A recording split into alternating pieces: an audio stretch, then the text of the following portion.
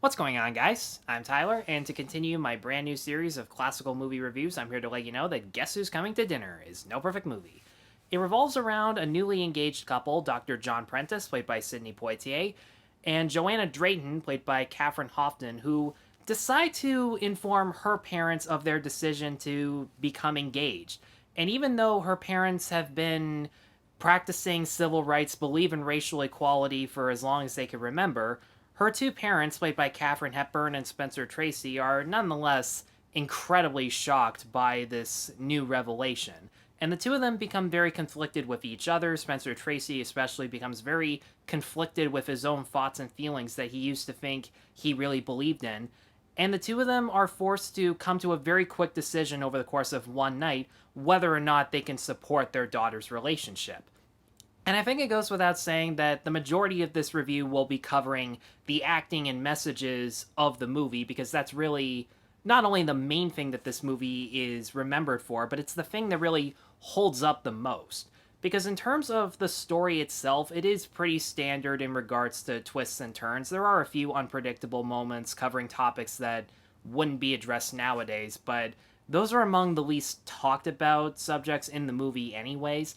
And Stanley Kramer's direction is kind of along the lines of Hal Ashby, Peter Bogdanovich, and Sidney Lumet, among many others, where it's about putting actors in the exact same frame, having us look back and forth to make it feel as if we're in the moment with them. So it's very subtle, invisible direction that I have a lot of appreciation for. But I'm not gonna lie, seeing a movie that was made 52 years ago about racism made me think a lot more about race relations compared to most modern movies made about those subjects. And I think it's because as they were making this movie, they had a lot more to prove. Times were tougher. Entitled audiences had never really been challenged with a different viewpoint, at least not to this much of an extent before. And it had a lot going against it. At the time, half of the states did make it illegal for interracial couples to be married, and I think those rules became non-existent around the same time that this movie came out anyways. And what was even more challenging, I didn't think they were going to put Sidney Poitier's name above any of the other actors. When I saw Spencer Tracy, then Sidney Poitier, and then Katharine Hepburn, I'm like, really? They went that route? That's pretty risky. I gotta give them credit for that. And I found out, it turns out, they weren't even going to do that because this was a 60s era movie with a black lead. No one thought that it would make that much money. And it turns out, not only did it, it was a major Oscar contender among Poitier's other film, In the Heat of the Night, which was a lot more successful. And I think people hold that with much more respect nowadays. But nevertheless, the reason I think this movie still retains that level of thoughtfulness is because the actors' performances convey just how much passion and devotion these actors really hold to these beliefs about racial equality. Maybe a little too much in regards to how often they monologue about the same things over and over again, and that part can get a little tedious, but it doesn't really change the fact that the performances are absolutely top notch. Almost everyone in this movie deserved an Oscar nomination, which doesn't say a ton because there really aren't that many actors in the movie itself. It's a very contained, almost play like scenario, kind of like Who's Afraid of Virginia Woolf, where it's just a certain selection of characters in one location spewing it out to each other. Although, I gotta say, I still haven't seen Virginia Woolf yet, and I still want to, but I'm willing to bet the acting in this is probably a lot better anyways, because I I don't even know where to start with the performances in this movie. Wow. Katharine Houghton, who was actually Katharine Hepburn's niece and making her debut in this. She plays a character who is so nonchalant and almost maybe even oblivious to the danger that can come with having an interracial relationship in this time period, to the point where even John looks at her and wonders, do you really not see any potential risks? Do you really not see how much trouble we could be causing amongst other people, let alone ourselves? And she just sits there and she's just like, why do you care what they think? Why does it matter? We love each other. Isn't that all there is to it? And you start to become less, you start to think less about her being oblivious or an idiot, and you start to think that she's just an outgoing and brave individual, much braver than any other person in the time period. And it's a lot more shocking when she attributes the bravery to what her parents taught her, given their reactions. Out of all the parents, you definitely identify with Katharine Hepburn the most, not just because it is Katharine Hepburn and she was the original Meryl Streep, maybe even a better version of Meryl Streep if I'm being completely honest, but once she hears the news, she is definitely shocked and did not expect anything like this to happen in her daughter's life, but she knows right away that the best solution is to maintain peace among people because she knows that conflict will just instantly divide everyone. Maintaining the peace is the exact reason that she starts to get to know her future son-in-law a lot more and become more devoted to defending them whenever they come out and say, we're in a relationship and we're gonna get married. Katharine Hepburn has a lot of emotions to carry. I think she's the actress who really carries the most emotions in this movie because she spends the majority of it with tears in her eyes, but she still has this soft, calm composure through her expressions and her body language, where she's just trying to keep the conversation going, trying to make it as formal as possible.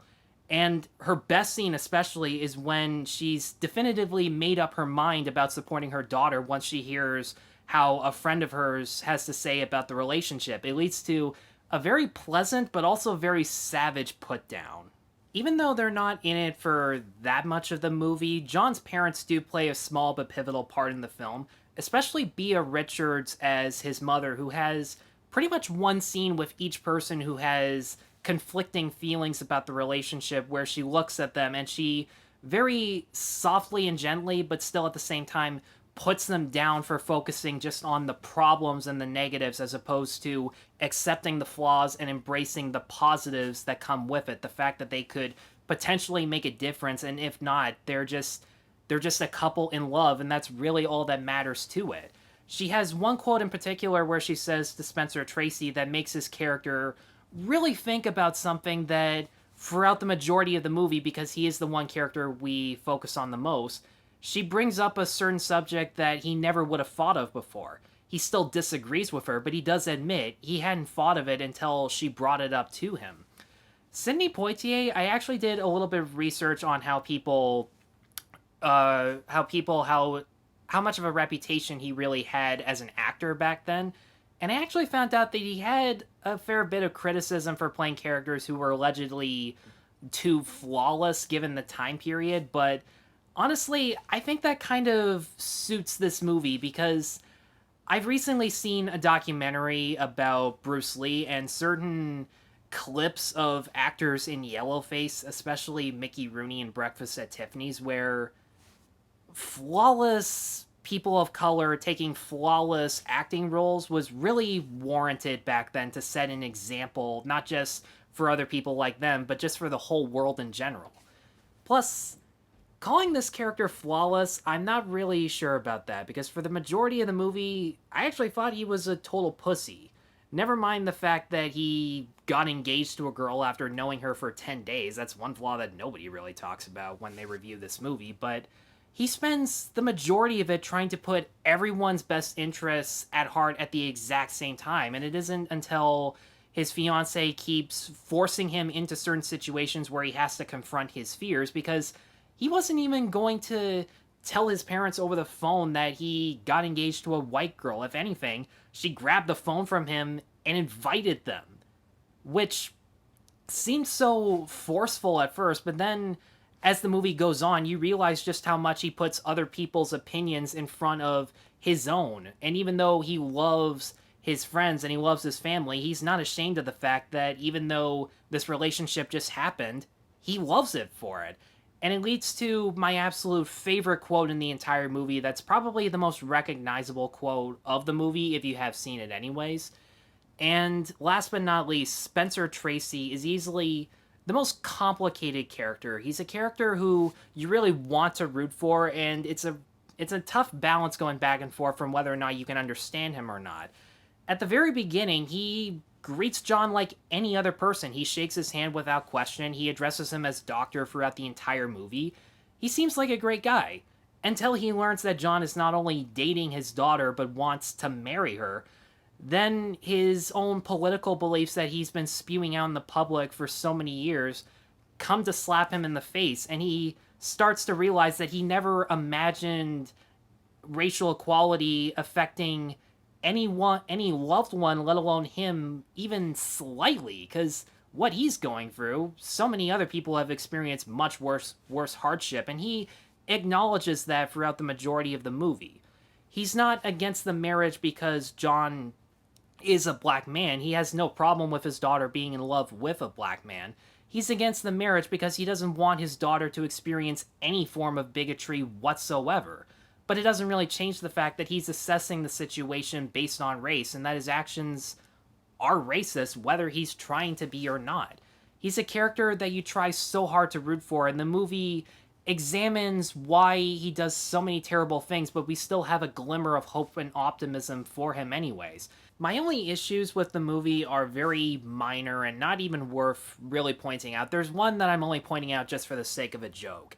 As I was listening to Spencer Tracy throughout the majority of the movie, I kept hearing that voice, and I just sat there and I'm like, why does Spencer Tracy sound like John Mahoney? It's weird. It reminded me of how watching Ordinary People and Mary Tyler Moore sounded like Kitty from That 70s Show. It was distracting, but because in both cases it's just such a better actor that it wasn't even worth addressing, because it doesn't really change the fact that Spencer Tracy was just that great of an actor, and it's really sad that he died after filming this movie. It's great that he got nominated. It's great that Hepburn won because she was one of the strong points, but it disappoints me that Hepburn didn't even watch the movie just because her and Tracy were that close and it would bring back that many bad memories. It was still a really important movie for her to watch anyways. I know she made it and she experienced the filming process, but it still felt a little incomplete.